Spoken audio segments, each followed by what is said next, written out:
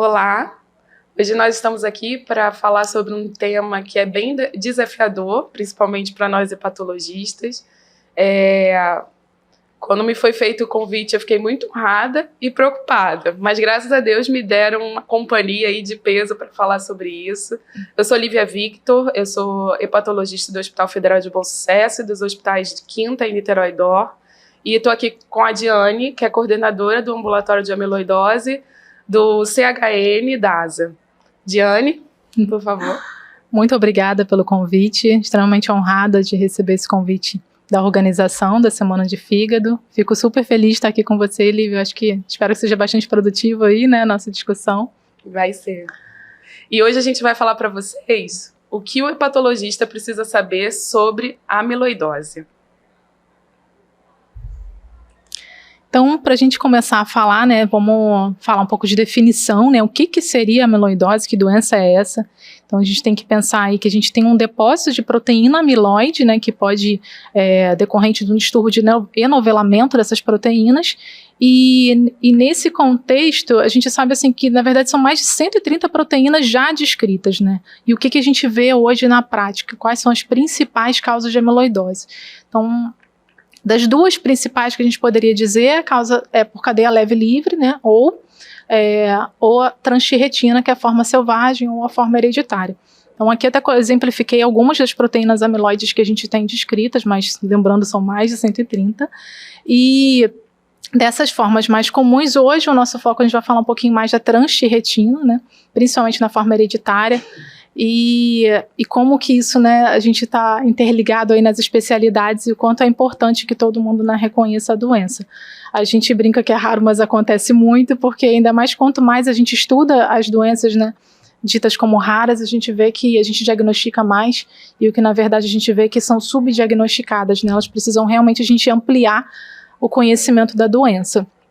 E do ponto de vista sistêmico, a transtirretina, né, tanto a forma selvagem quanto a forma hereditária, e aí até a forma hereditária seria muito mais sistêmica, a gente percebe que a gente pode ter vários especialistas dando ao encontro desse paciente, né? Então o oftalmologista pode estar vendo esse paciente, hoje a gente vê muito que é cardio-neuro, né, porque tem a cardiomiopatia e tem a neuropatia, mas as outras especialidades, como a gastro e a hepatologia, vai estar de frente desse paciente, como a gente vai ver mais na frente, até em algum caso, um caso que a gente vai discutir.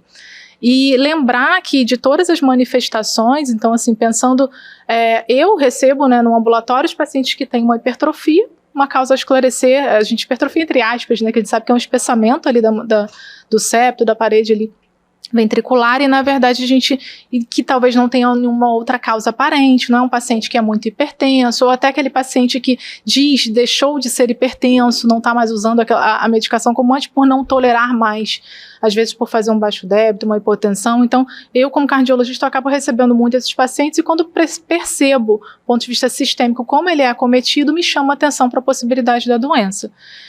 Então a gente tem também estenose aórtica, principalmente o low flow, low grade, que a gente vê muito comum na amiloidose. Então, assim, tem as manifestações, claro, que chamam mais atenção, né, no meu lado da cardiologia, e que, do ponto de vista sistêmico, a gente encontra muita constipação, né, diarreia, enfim, isso aí a gente vai discutir, mas só lembrar que de todos esses pacientes, 5 a 10 anos antes da cardiomiopatia, eles têm cometimentos ortopédicos.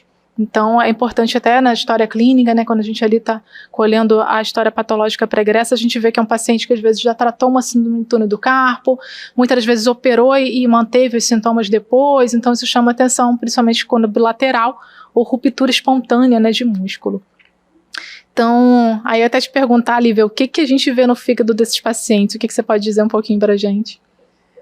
Como você estava falando, né, a amiloidose ela é uma doença muito sistêmica, e apesar da gente ter relatos que o fígado é um dos principais órgãos de acúmulo de proteína amiloide, a apresentação clínica dele, mesmo com o acúmulo de proteína, na maioria das vezes é assintomática.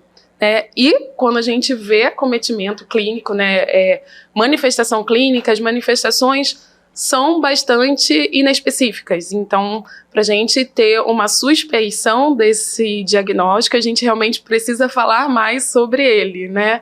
Então, quando você fala que é raro, mas acontece muito, para mim é raro a beça, assim, ainda não vejo acontecer muito. Eu, na minha prática, ainda não tive a oportunidade de fazer o diagnóstico de amiloidose, já pude acompanhar outros pacientes que vieram referenciados por conta de um acometimento hepático, mas já com esse diagnóstico, por conta disso, né? Mas quando a gente fala da apresentação clínica da amiloidose no fígado, a gente tem que pensar sempre na forma de hepatomegalia. Normalmente os exames de imagem sugerem uma doença de depósito, né? E laboratorialmente o que a gente vê com predominância é o aumento de fosfatase alcalina. Então, se a gente tiver uma imagem sugestiva de uma doença de depósito, com aumento de fosfatase alcalina, isso é uma possibilidade que tem que aparecer na nossa cabeça. É bem raro, mas pode acontecer a forma ictérica também, né? Então, é isso. A gente tem esse desafio por essa apresentação tão inespecífica. E aí eu trouxe um quadro que, na verdade, mostra que a apresentação da amiloidose, ela tem uma magnitude imensa e mesmo em todo o trato gastrointestinal, que é bastante acometido, com frequência acometido, ele também tem manifestações atípicas. Então, com certeza é um paciente que a gente tem que acompanhar como um todo para aumentar a nossa suspeição, né? A endoscopia, ela pode ajudar. Normalmente a gente acaba pedindo endoscopia antes, porque os sintomas sugerem às vezes uma dispepsia comum, né? Descartar outras causas também. Então a gente acaba, às vezes, nem com uma grande suspeição por conta dos sintomas e acaba levando a pedir essa endoscopia, e aí os achados com algumas lesões, algumas coisas em estômago, lesão submucosa, no esôfago, uma possível dilatação, às vezes imitando uma possível acalase. A gente, através da biópsia desses acometimentos, a gente consegue chegar a um diagnóstico, mas partindo talvez não como principal hipótese. Né? Aí eu acho que até vale a pena sempre lembrar, né, de, além da análise que vocês já pedem, pedir um vermelho Congo ali, porque vai que, né, se vir positivo, a gente consegue encaminhar para a espectrometria de massa e daí já direciona o tipo, né, da proteína amiloide. Isso é extremamente importante para tratamento. Essa é uma dica, assim, realmente importante para a gente não deixar passar essa oportunidade, né? Teve um caso até que eu, junto da hematologia, né, pela hemato já estava ali realmente, cadeia leve livre estava aumentada, tinha uma relação capa-lambda bem alterada, então era um GG capa, mas nesse caso eu aproveitei que ele ia fazer endoscopia porque o gastro já tinha pedido, aí eu falei, poxa, vamos fazer o vermelho com? Positivou, né, tinha a luz polarizada, tinha realmente uma visualização bem característica. E na espectrometria confirmou a cadeia leve. Então, assim, isso dá uma segurança em relação ao tratamento. Porque você só ter o exame laboratorial, né? Eu tô com o hematologista ali junto comigo, direcionando o tratamento. Dessa forma, eu tenho uma documentação melhor ali do diagnóstico do paciente, né? E na sua prática clínica, você, com alguma frequência, recebe pacientes referenciados de gastroenterologistas, hepatologistas, ou eventualmente precisa de encaminhá-los para um acompanhamento consulta? Esse sentido, para mim, é mais raro. O mais comum é eu pedir ao gastro, eu chamo muito até a Cibele também para até me ajudar, enfim. Então, assim, sempre ter, né, onde você trabalha, ter a equipe ali de especialistas que trabalham juntos para se ajudarem no contexto, não só também no direcionamento diagnóstico, mas também no manejo depois junto do tratamento, porque não é só o tratamento específico, como a gente vai falar mais à frente, mas também o tratamento dos sintomas, e daí a gente trabalhando junto, a gente dá uma qualidade de vida melhor para esse paciente. Com certeza. A gente trouxe então agora um caso clínico para tentar ilustrar um pouco desse paciente tão diverso e aonde a gente pode se encaixar como especialista.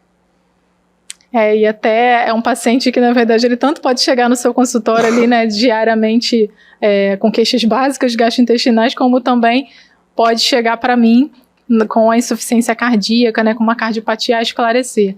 E assim, às vezes, numa situação dessa, claro que a gente tem que investigar as causas principais do que a gente, né, um paciente que chega emagrecido, a gente pensa logo, né, tem que descartar alguma neoplasia, enfim, vamos endoscopar esse paciente, seguir todo o rastreio como a gente deve fazer. Sempre, claro, descartar as principais causas, assim como para mim, do ponto de vista de cardiomiopatia, principais causas químicas, eu sempre tenho que estar prestando atenção, né, nesse paciente e descartar. Mas, naquele paciente que eu já tenho todo esse rastreio e continuei a questionar um espessamento miocárdico, né, que não tem uma causa estabelecida, então assim, ali eu sempre presto atenção pelas diretrizes, a gente direciona um septo e uma parede acima de 11 milímetros, a fração de ejeção, é claro, é mais comum a fração de ejeção ainda preservada, mas nos estados mais avançados da cardiomiopatia a gente já encontra esse paciente com uma fração de ejeção até reduzida. Então, os sinais e sintomas de insuficiência cardíaca, como esse paciente chegou para mim, com dispneia, com edema, né, e também com queixas sistêmicas ali, aí é muito comum a gente ver a parestesia, né, às vezes de membros inferiores, uma queixa de uma neuropatia esclarecer, então a importância, né, dos especialistas todos juntos, e muitas dores, e esse paciente, ele, como a maioria dos pacientes com amiloidose, tem um emagrecimento não justificado. Então, esse tinha até um emagrecimento aí de 10 quilos, mais ou menos, em 6 meses. Não fazia uso de nenhuma medicação regular, não tinha nenhuma comorbidade esse paciente. Então, um caso, assim, bem curioso, que daí até, né, imagino que você teria direcionado, né, até para endoscopia e colono, não achou nada que chamasse atenção. Nesse caso, quando ele foi visto nesse momento, ainda não se suspeitava de doença de depósito, mas com certeza, como a gente conversou, né, tem que estar no radar. E por isso até que não tinha sido feito a biópsia, que poderia ter aproveitado a oportunidade, né? E daí a gente se encontra num labirinto que o paciente, muitas das vezes, passa por diversos especialistas e demora muito ao diagnóstico. Então, acho que até o nosso objetivo aqui hoje é realmente chamar a atenção para as queixas sistêmicas, para não deixar de pensar na possibilidade. E quando a gente pensa na possibilidade da doença, mais à frente vou falar os primeiros exames que a gente tem que fazer aqui, só apresentando, né, o básico dele. Ele tinha uma bioquímica ali, uma função renal um pouquinho alterada, então assim, um tratamento conservador ali da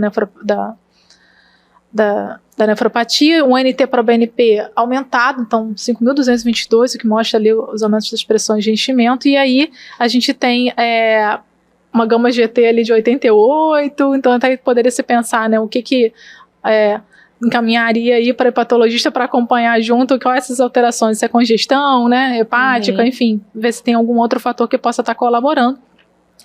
E daqui, só para, como eu já falei, né, dos sinais de alerta que o cardiologista recebe, mas o mais importante, então, no rastreio da amiloidose, o primeiro exame que a gente solicita é a dosagem de cadeia leve livre, tá?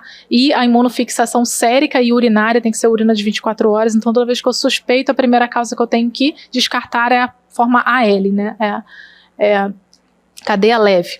Desde o momento que eu descartei cadeia leve, eu posso de uma forma não invasiva, então pela cardiologia a gente consegue diagnosticar de forma não invasiva com a cintilografia, com pirofosfato de tecnésio, que se vir positivo ali nos 3 critérios de Perugine, em relação coração contralateral, e no SPECT a imagem, né, a captação ali está presente, eu consigo de forma não invasiva confirmar esse acometimento cardíaco. Do lado de vocês, a gente precisa realmente das biópsias realmente para direcionar para a espectrometria de massa.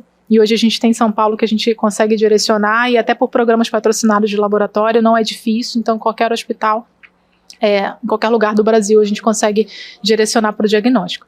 E desde o momento que eu tenho uma cintilo positiva, excluir a L, eu tenho que ter o teste genético. Então, se eu tenho uma mutação no gene da transtirretina, eu consigo ali direcionar e fechar o diagnóstico de amiloidose por transtirretina na forma hereditária. Então, aí eu até te perguntar um pouquinho aí dos exames, né? É diferente da cardiologia. Na hepatologia a gente não fecha um diagnóstico sem ser um pouco mais invasivo, né? Exatamente porque, como eu te falei, a apresentação ela é bem inespecífica, embora se justifique, né? A hepatomegalia, um exame que sugere uma doença de depósito. Em alguns pacientes, eles podem apresentar hipertensão porta com o CECIT. Isso se dá por conta do acúmulo de proteínas ali no espaço de Dice, né, ao longo do espaço sinusoidal. Isso aumenta a resistência, aumenta a hipertensão porta. E aí a gente pode ter ali a esplenomegalia secundária a isso, mas o comportamento clínico dele não difere de outros pacientes que a gente está acostumado a ver com hipertensão porta. Então, a suspeição vem de um conjunto mesmo de sinais e sintomas, e é raro a gente ver um acompanhamento só do fígado, então outras coisas nos levam a ter essa suspeição, mas se for o fígado ali a principal expressão, a gente vai biopsiar e lembrar de pedir o vermelho do Congo para chegar nesse diagnóstico. E aí, a gente está chegando já na segunda parte da nossa apresentação, que como hepatologista, eu acho que uma das situações que a gente mais se defronta com a realidade da amiloidose é na indicação do transplante de fígado nos pacientes com amiloidose TTRV. O transplante de fígado, ele surgiu ali na década de 90 como a terapia promissora. O racional disso é que 90% da proteína mutante ela é produzida pelo fígado. Então a ideia era que a gente, transplantando esse fígado, a gente conseguiria frear a evolução da doença, já que grande parte da proteína deixaria de ser produzida. Mas com o surgimento de novas medicações que podem fazer supressão também da produção dessa proteína e também com evidência de que o transplante de fígado ele não foi capaz de impedir a evolução dessa doença, hoje a gente vê que ela já é uma segunda linha de tratamento. Então eu vou me aproveitar também aqui da experiência da doutora Diane para entender como é que está funcionando essa questão das terapias medicamentosas para amiloidose e qual é o papel atual do transplante de fígado nesse contexto de tratamento. Como esses pacientes, assim, eles, como você falou, né, a doença manteve a progressão, então mesmo após o transplante, hoje eu até acompanho alguns pacientes também pós-transplante, eles ainda assim evoluíram com a cardiomiopatia alguns anos depois.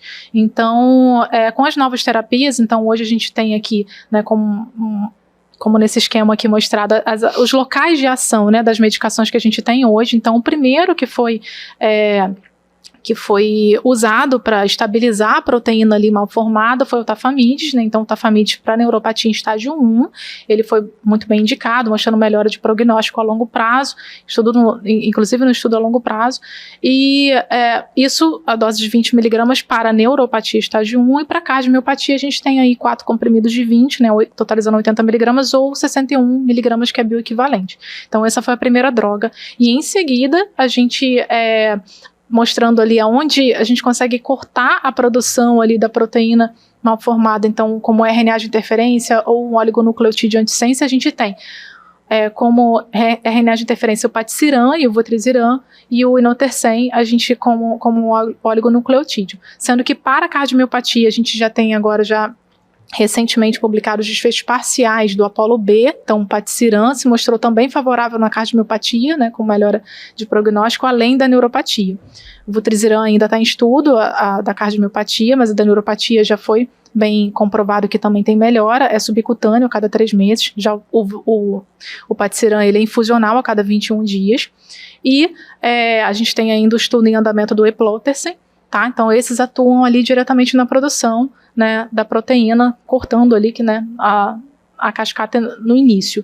E a gente tem estudo também lembrar que o único que a gente tem aí como indicação no pós-transplante já com bom desfecho seria o patisiran até o momento, e de perspectivas à frente aí a edição gênica, né, que a gente está chegando já em fase 3 agora para iniciar o estudo. E também iniciar também as medicações que atuam diretamente ali nas fibrilas amiloides, anticorpos monoclonais. Nesse contexto atual de terapia, você ainda tem alguma situação específica em que você acha que se aplica o transplante? Aí nos pós-transplantados o que a gente poderia é a questão do patisiran, e aí só entra a questão do acesso, né, que a gente ainda tem um pouco de dificuldade dessas medicações. Então hoje ainda pela Conitec tem que ainda receber aprovações dessas medicações para a gente conseguir prescrever pelo SUS. Pelo SUS hoje a gente só tem o Tafamidis, né, que a gente consegue usar, mesmo assim somente na neuropatia, ainda na cardiomiopatia pendente essa análise, mas nada que as evidências científicas, né, mostram o benefício, a gente só precisa realmente que tenha acesso, né, através do SUS. E aqui, só para a gente já fechar a nossa discussão de hoje, só mostrando uma publicação extremamente recente de janeiro da cardiologia, eu puxei para o meu lado, né?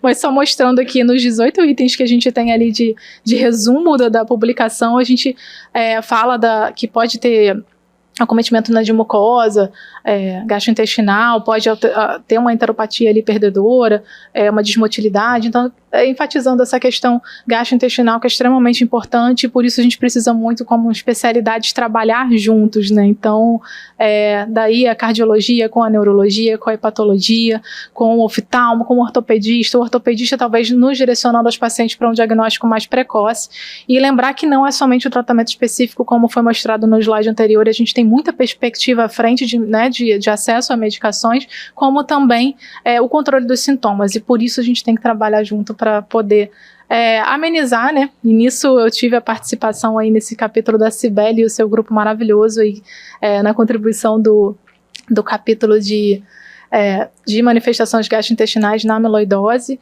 Esse livro a gente publicou esse ano, tem a participação de diversos especialistas, então para mim foi uma honra poder trabalhar junto dessa equipe, né?